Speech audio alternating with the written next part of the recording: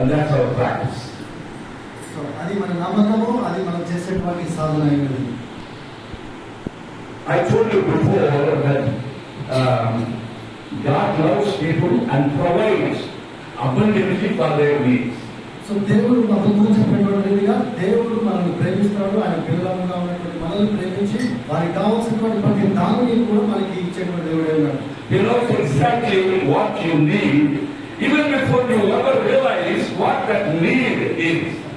నీకు అవసరం రాకముందే దేవుడు నీకున్నటువంటి అవసరం అక్కడని ఎరిగి దానిని నీకు తెలియకముందే దాన్ని నీకు ఇస్తున్నాడు. God would prepare somebody somewhere out in the world, people whom you have never met, people who are not in any way related to you, but God knows whom to connect and how to provide and how to show His love for each other.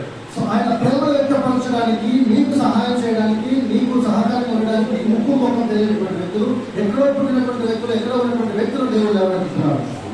God is good. దేవుడు మంచివాడై ఉన్నాడు. God is love. దేవుడు ప్రేమ అయి ఉన్నాడు. If God is love, we must have His love in our hearts.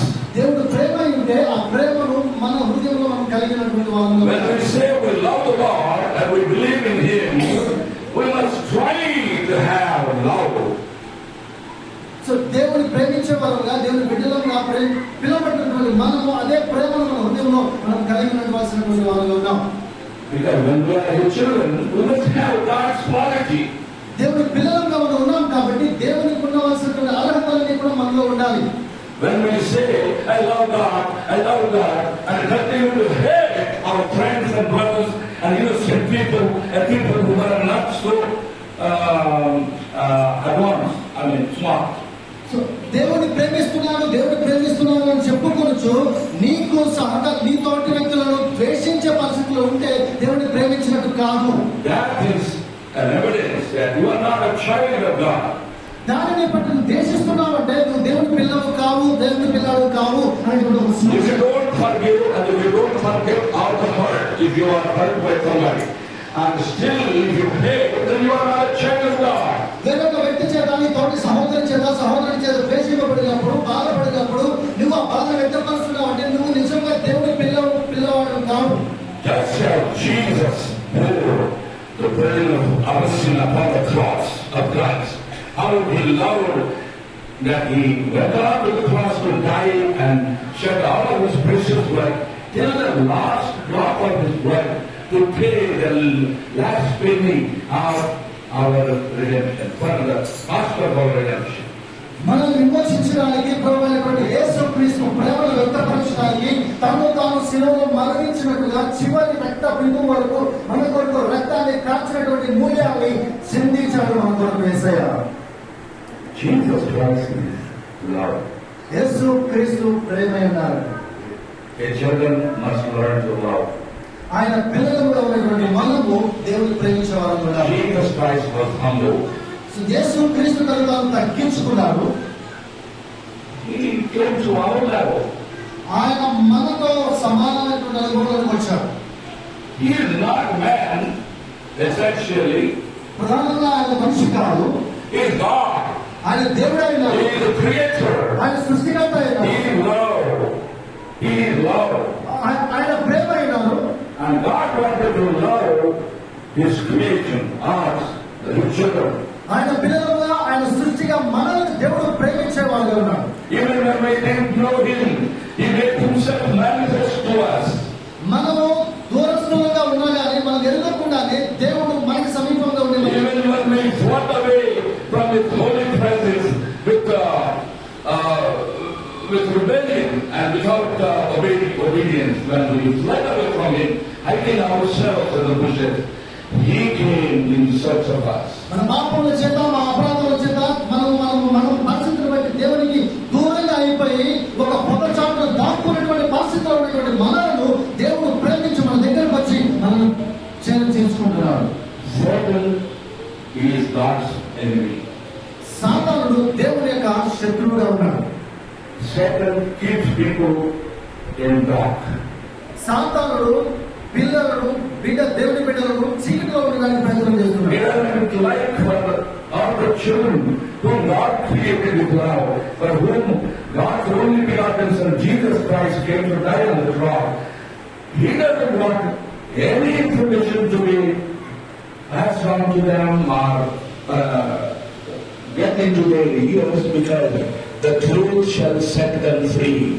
ఎవరైతే రక్షింపబడి ఉన్నారో, ఎవరైతే దేవుని సన్నిధికి రావాలని చెప్పి ఆశపడుతున్నారో, వారికి సత్యమైనటువంటి వాక్యము వినిపింపనీయకుండా వారి చెవులకు అడ్డంగా నిలబడి ప్రయత్నాలు చేస్తున్నారు సాధారణ. Jesus Christ is truth. He said, I am the way, the truth and the life. యేసుక్రీస్తు స్వయం చెప్పినటువంటి మాట, నేనే మార్గము, సత్యము, జీవమునై ఉన్నాను.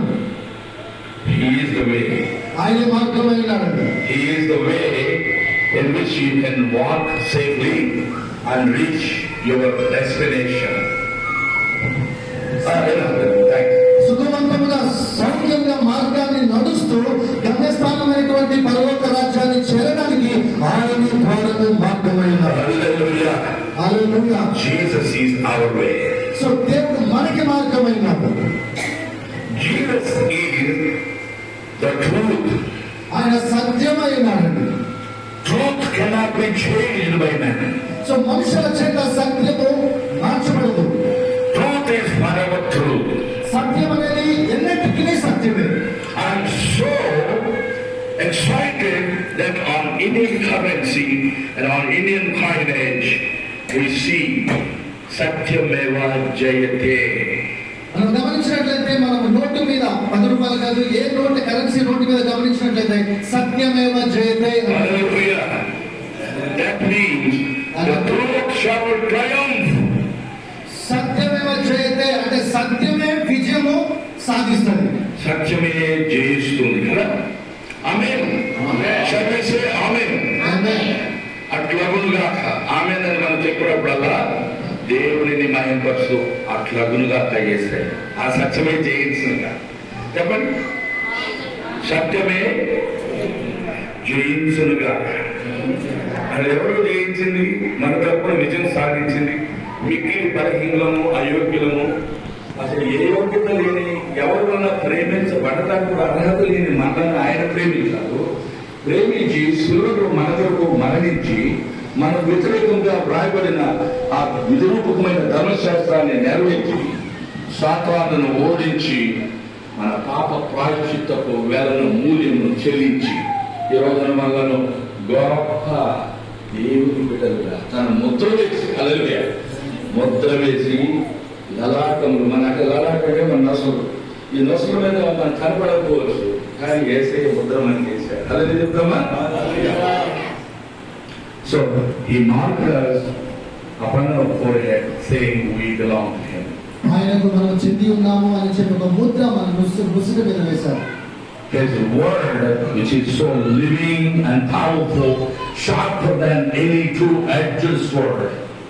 సత్యమైన, శక్తివంతమైన, ఎటువంటి ఖడ్గము కంటేనో సాఫ్గా చేయగలిగిన శక్తివంతమైనటువంటిది దేవుని యొక్క వాక్యము. ఎటువంటి రెండంచులు గల ఖడ్గము కట్టెను వాటిగా ఉండి ప్రాణాత్మలను కేవలం మూలుగను విభజించున్నంత మట్టుకు దూరుచు మనుషుల యొక్క తలంపులను, ఆలోచనలను పరిశోధించే శక్తివంతమైన దేవుని వాక్యం. Praise God. Jesus Christ is true. యేసు క్రీస్తు సత్యమైన. His word is true. ఆయన వాక్యమే సత్యం. He is the living word. ఆయన సజీవమైన వాక్యం. His word has power. దేవుని యొక్క వాక్యంలో శక్తి ఉంది. When you harden your heart, God's word, which is hammer, will break your heart and make you understand that you are nothing without Him. So దేవుని యొక్క వాక్యము శుద్ధి వంటిది. అది నేను హృదయమును బద్దలు చేసి నేను సరి చేసేటువంటిది దేవుని యొక్క వాక్యము. We need to hear God's word carefully. దేవుని యొక్క వాక్యాన్ని చాలా జాగ్రత్తగా మనం వినాలి. We are habituated to hear so many things. చాలా విషయాలు వినడానికి మనం ఆసక్తిగా అలవాటుగా మారిపోయాం. A lot of times, out of my observation, I came to know that the young people, old people, adults, girls, boys, all ages are now eagerly listening some music, something. నేను గడిచినటువంటి దినాలను నేను గమనించినటువంటి దానిని బట్టి చాలా పిల్లలు, పెద్దలు, యవనస్తులు అందరూ కూడా Even the older people Yeah, even the older people చాలా ముసలి వాళ్ళు సహితము who are ready to die in just anytime because their life has come to a close, yet they are so interested in listening to the music that Satan is spreading like wildfire. రేపు మాప చచ్చిపోయేటువంటి పరిస్థితిలో ఉన్నటువంటి ముసలి వాళ్ళు సహితము సాతానుడు వినిపిస్తున్నటువంటి music వినడానికి ఆసక్తి చూపిస్తున్నారు, సాతానుడు శోధిస్తున్నారు. I have a very close relative who was maybe 80 years old. So నాకు చాలా సన్నిహితంగా ఉన్న ఒక బంధువు ఉన్నారు, ఆయనకి 80 సంవత్సరాలు I ఉంటాయి. don't like to reveal his name for the sake of privacy. So ఆయన పేరు నేను చెప్పదలుచుకోలేదు. But I remember what he did and how he spent his time. So ఎలా తన సమయాన్ని హెచ్చించాడు అనేటువంటి అంశాన్ని మీతో పంచుకుంటాను. He would take the word of God and preach for 1 hour. So దేవుని యొక్క వాక్యం కనుక చదివి చూచి గంట సేపు ప్రసంగం చేయగలడా? He used to do it. It was his delight, but only when people gather. And the other night, his Bible sleeps. ప్రజలు ఆయన ముందు ఉన్నప్పుడు మాత్రమే ఆయన గంట సేపు ప్రసంగం చేయగలడు, మిగిలిన కాలం అంతా కూడా ఆ బైబిల్ నిద్రపోతుంది. And he switches on the big TV that is in his house, his son's house. ఆయన కొడుకు ఇంట్లో ఉన్నటువంటి పెద్ద టీవీ ఆన్ చేసేవాడు. His son became a public servant, so ఆయన a people's representative. Medical representative గా No, people's representative, which is like got elected to the public office. So public officer గా ఆయన సెలెక్ట్ అయ్యబడ్డాడు ఆ కొడుకు. Good. So this man is very interested and eager to meet all strangers, and he would say, "Has Dhoni batted well?" He talks about cricket, which is so popular.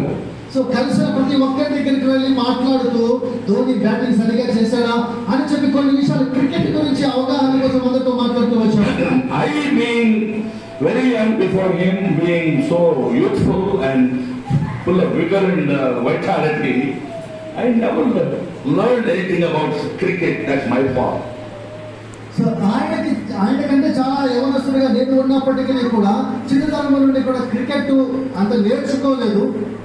I don't even understand about cricket when people enjoy it watching, but I have never developed any taste for it. So చిన్న ప్రారంభం నుండి కూడా ప్రజలందరూ కూడా cricket ఆసక్తిగా చూస్తున్నప్పటికీ కూడా దాన్ని చూడడానికి, దానిలో ఉన్నటువంటి గేమ్ అర్థం చేసుకోవడానికి ఆసక్తిని చూపలేదు. But he became very well versed. So ఆయన మాత్రం చాలా ఆ యొక్క టీవీని క్రికెట్ చూడడానికి చాలా అలవాటు పడిపోయాడు. He talks about Dhoni and I don't remember the other names, but he often Sachin Tendulkar, Dhoni, old time, Gavaskar Nolan, Virat Kohli, and all those guys. Also, this man whom I am talking about is long dead, no more. So ఆయన అప్పుడు ఆ రోజుల్లో సచిన్ టెండూల్కర్ గురించి, కోహ్లీ గురించి, అందరి గురించి మాట్లాడుతున్నారు. ఇప్పుడు ఆయన లేరు, చనిపోయారు, చాలా కాలం అవుతుంది. But the way God blessed him and lifted up his family and his children becoming public servants through the elected for so దేవుని ఆయన ప్రేమించి ఆయన బిడ్డలను ఆశీర్వదించి పబ్లిక్ సర్వీస్ గా ఉండేటట్టుగా దేవుడు ఆశీర్వదించారు. But instead of remembering God, giving thanks to God for the way God blessed their families and gave them the money, houses, land, buildings, and everything else. దేవుడు ఆయనకి ఇచ్చినటువంటి ఇంటిని బట్టి, పరపతిని బట్టి, పౌరుని బట్టి, పరిస్థితులను బట్టి దేవుని నామాన్ని మహిమపరచడానికి బదులుగా ఆయన ఎన్ని పనులు చేసేవారు. For the sake of, his personal time pass. Time pass కోసం ఈ కార్యకలాపాలన్నీ కూడా చేస్తూ ఉండేవారు. Why I am saying this means, my beloved, ప్రియమైనటువంటి వాళ్ళు ఎందుకని ఈ విషయాలు మీతో చెప్తున్నానంటే, Satan doesn't want you to read God's word. దేవుని యొక్క వాక్యము చదవడానికి సాతానుడు మీకు అనుమతి ఇవ్వడు. He would bring one thing after the other to get you interested in worldly things which would divert you from the path of righteousness and keep you in darkness and against the will of God. దేవుని యొక్క చిత్తానికి వ్యతిరేకంగా, దేవుని యొక్క ప్రణాళికకు వ్యతిరేకంగా చీకటిలో సంచరించినట్లుగా, చీకటి కార్యాలు చేయనట్లుగా సాతానుడు దేవుని యొక్క వాక్యాన్ని చదవలేకోకుండా మిమ్మల్ని Please remember this, the contrast between our Lord Jesus Christ, the truth, and the devil. The thing is, Satan is a liar. గమనించండి, దేవుడు సత్యవంతుడైనటువంటి దేవునికి అబద్ధికుడైనటువంటి మోసగానికి ఉన్నటువంటి ఆ యొక్క పోరాటం. Satan is a liar. He cheats people, destroys